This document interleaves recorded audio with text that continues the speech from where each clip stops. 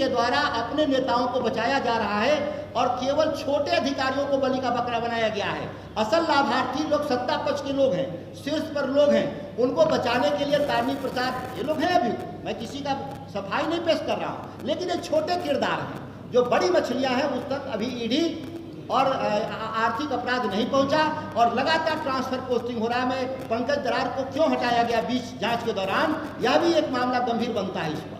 अगर नौकरी की क्रेडिट में अगर 5 लाख में बेईमानी होगा तो तेजस्वी जी जवाब देंगे। उन्हीं के राज में एक 5 लाख नौकरियों में कोई घोटाला पेपर लीक नहीं हुआ था, हम क्रेडिट लेते हैं। अगर उसके 5 लाख की बहाली में कोई गड़बड़ी होगा तो हम क्रेडिट लेने को तैयार हैं। ऋषि सूरी के मामले में भी हमने जिला स्तर पे धरना दिया, ब्लॉक स्तर पे धरना दिया, आगे भी हम धरना देंगे। हम एक राजनीतिक दल के तौर पे हम लगातार संघर्ष कर रहे हैं। एकदम से अपनी पूरी कार्रवाई बंद कर दी है और आर्थिक अपराध जो बिहार का है वो इस मामले में लीपापोती कर रहा है। ये छोड़ के तेजस्वी जी को, लालू प्रसाद जी को तो बिना बेगुनाह थे तो आपने केवल सेवा विस्तार के आधार पर जेल भिजवा दिया।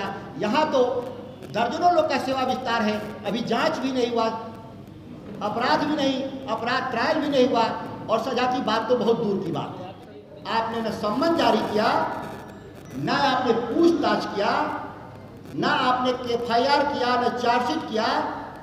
कौन आपको रोक रहा है इस काम से? ये हमारा 2 वरिष्ठ अधिकारियों पर ये हमारे जो डॉक्यूमेंट और साक्ष्य हैं जिसको हमने विस्तार से आपको बताया भी। और कोई इससे संबंधित अगर कोई विशेष सवाल हो तो आप कर सकते हैं। कल वाली जो मोतिहारी की घटना हुई है उसको छोड़ करके वो अलग से आप लीजिएगा, अभी इस पर सवाल है। इसी से सवाल है, जो भ्रष्टाचार का आरोप लग रहा है, रिश्वत जो टेंडर घोटाले का आरोपी है, इस पर हम लगातार बीजेपी के लोगों से सवाल पूछ रहे हैं। वो सीधे घुमा दे रहे हैं तेजस्वी यादव की तरफ। उनका कहना है कि तेजस्वी यादव ये स्पष्ट करें कि रिश्वत से उनका क्या संबंध है। जब वो स्वास्थ्य मंत्री थे तब 2 जो एक मेडिकल कॉलेज एक मुंगेर में और एक भोजपुर में, वहाँ पर टेंडर दिया गया, ऐसी कंपनी को दिया गया जो जिसके पास कोई वर्क एक्सपीरियंस नहीं था, नियति कंस्ट्रक्शन। पत्रकार महोदय जी, भाजपा किससे सवाल कर रही है? भाजपा तो खुद ही सरकार है। ईडी और आर्थिक अपराध के मंत्री भी वही खुद हैं, खुद मुख्यमंत्री हैं। अगर कोई प्रॉब्लम है, कोई गड़बड़ी है तो आपको किसने जांच से रोका? विपक्ष का तो हैसियत नहीं है कि सत्ता पक्ष को जांच से रोके। तो ये हास्यास्पद आरोप है। वह भी जो आपको पूछना भी चाहिए था तो आदरणीय तेजस्वी जी से सीधे पूछ लेते, वो मीडिया से लगातार रूबरू हैं। आपके इस मेरे प्रेस कॉन्फ्रेंस के बाद भी उनका नेताजी का प्रेस कॉन्फ्रेंस हुआ, या लगातार वही स्थापना दिवस पर भी मीडिया के सामने थे। लेकिन भाजपा से मेरा सवाल है कि अगर कोई है तो आप क्यों घोटाले को आप रोकने का प्रयास कर रहे हैं, जांच को रोकने का प्रयास कर रहे हैं? इससे जाहिर है कि भाजपा के मंत्री, भाजपा के ही अधिकारी फंस रहे हैं, इसीलिए आप जांच को नहीं कर रहे हैं और मीडिया का माइंड डाइवर्ट करने के लिए तेजस्वी जी का नाम ले रहे हैं, माइंड डाइवर्ट करने के लिए। अन्यथा अगर कोई भी एक छीटा होता तो आप नहीं छोड़ते तेजस्वी जी को। लालू प्रसाद जी को तो बिना बेगुनाह थे तो आपने केवल सेवा विस्तार के आधार पर जेल भिजवा दिया। यहाँ तो दर्जनों लोग का सेवा विस्तार है, अभी जांच भी नहीं हुआ, अपराध भी नहीं, अपराध ट्रायल भी नहीं हुआ और सजा की बात तो बहुत दूर की बात है। कार्यकाल में काम कर चुके हैं, इसलिए वो कहा जा रहा है। आप तो नीतीश के कार्यकाल की चर्चा ही नहीं कर रहे। मुख्यमंत्री तेजस्वी जी थे कि मुख्यमंत्री नीतीश कुमार थे? नहीं, हम तो ये सवाल करना चाहिए आपको कि ये तो नीतीश जी के राज का है। वही तो बात है ना, क्रेडिट भी तो कहते हैं कि नौकरी हमने दी है जी, मुख्यमंत्री जी को तो क्रेडिट। अगर नौकरी की क्रेडिट में अगर 5 लाख में बेईमानी होगा तो तेजस्वी जी जवाब देंगे। उन्हीं के राज में एक 5 लाख नौकरियों में कोई घोटाला पेपर लीक नहीं हुआ था, हम क्रेडिट लेते हैं। अगर उसके 5 लाख की बहाली में कोई गड़बड़ी होगा तो हम क्रेडिट लेने को तैयार हैं। तेजस्वी यादव अभी कहाँ गए हैं? कल स्थापना दिवस है पार्टी का। तेजस्वी जी पार्टी के कार्यक्रमों के लिए और लगातार यात्रा पर हैं। क्या इस प्रेस कॉन्फ्रेंस का ये हिस्सा है क्या? ये तो हमारा ऋषि श्री पर मामला है भाई। भ्रष्टाचार का मामला, गंभीर मामले में कौन व्यक्ति कहाँ है उस पर आप चर्चा करने लगे। थोड़ा सा धैर्य रखें। मैंने कहा ना कि अलग से सवाल कर लें, इस मुख्य विषय पर आए आप। आज आपने मैंने कहा मुख्य विषय पर बात कर लेना, बाकी बात हम कहीं जा नहीं रहे, सब बात करेंगे। इसके लिए प्रवक्ता अलग से हैं, शक्ति जी बात करके बताएंगे, लोग बताएंगे। मुख्य विषय पर आइए। व्हाट्सएप पे जो चैट है वो कब की है, डेट क्या है? वो डेट आप देख लें, इसको फोटो कॉपी ले लें इधर, इसमें सब एकदम बड़ा स्पष्ट है। हाँ, इसमें स्पष्ट है किस तारीख का है, किस व्यक्ति के भीतर। ये ईडी का डॉक्यूमेंट है, मेरा नहीं है, भी ध्यान दीजिएगा। ईडी का दिया हुआ चैट है, हमारा नहीं है। सर जो ये महत्वपूर्ण आप खुलासा कर रहे हैं ये आगे भी जारी रहेगा सर? ये फिर अगला, चूंकि मैं एक सांसद होने के नाते और बिहार में किसानों पे हो रहे अत्याचार के चलते मेरी लगातार यात्राएं होती हैं। उम्मीद है कि मैं 13 तारीख को पुनः आऊंगा आपके सामने। अगले व्यक्तियों पर जो इसमें गुनाहगार हैं वो अगला लेकर हम आएंगे। आपने कहा सुधाकर जी, आपने कहा कि लालू जी को जेल भेज दिया गया था विस्तार करने से लेकर, अगर जांच होगी तो नीतीश जी भी जेल जा। निश्चित तौर पर नीतीश कुमार की सभी फाइलें नीतीश मुख्यमंत्री तक जाती हैं और वो सभी दस्तखत मुख्यमंत्री को उस पर होते हैं। उसके बाद ही कैबिनेट का फैसला होता है।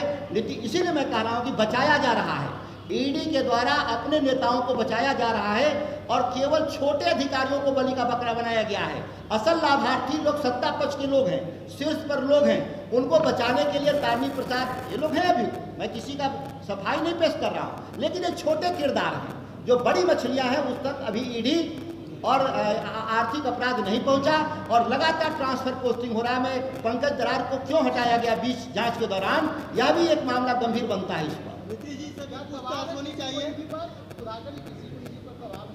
निश्चित तौर पर ईडी पर दबाव है, मैं मानता हूं और मैं आरोप लगा रहा हूं जिसका सफाई आना चाहिए कि ईडी 22 के बाद कौन कार्रवाई की इसमें, जब इतने साक्ष्य थे। लोगों से पूछताछ करना चाहिए था, नोटिस करना चाहिए था, चार्जशीट करना चाहिए था, एफआईआर करना चाहिए था। ईडी एकदम से अपनी पूरी कार्रवाई बंद कर दी है और आर्थिक अपराध जो बिहार का है वो इस मामले में लीपापोती कर रहा है।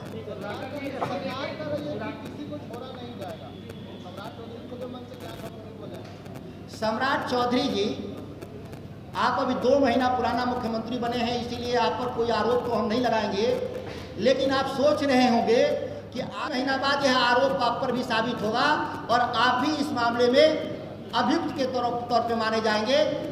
अगर आप कागज कलम में कार्रवाई नहीं किए इतने साक्ष्य के बाद, तो आप भी आरोपी माने जाएंगे।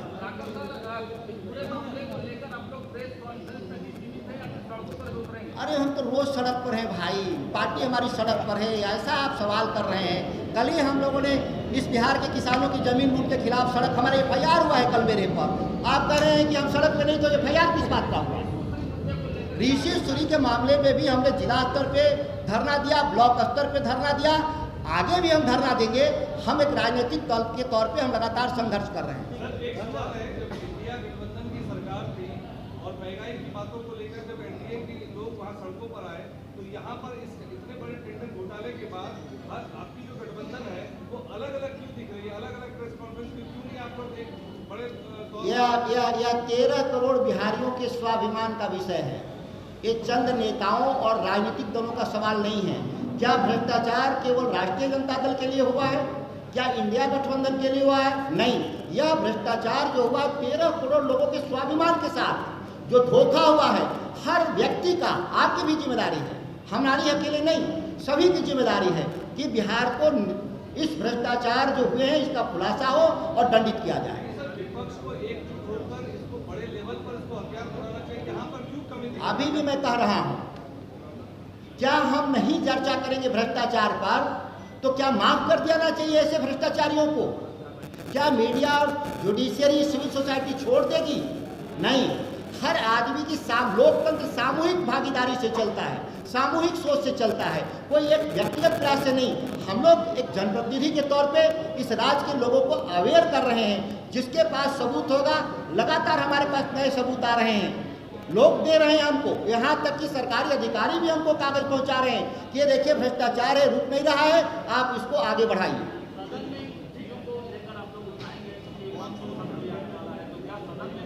निश्चित तौर पर हम बिहार विधानसभा में भी उठाएंगे, हमारी पार्टी के लोग, और हम लोग लोकसभा में भी उठाएंगे।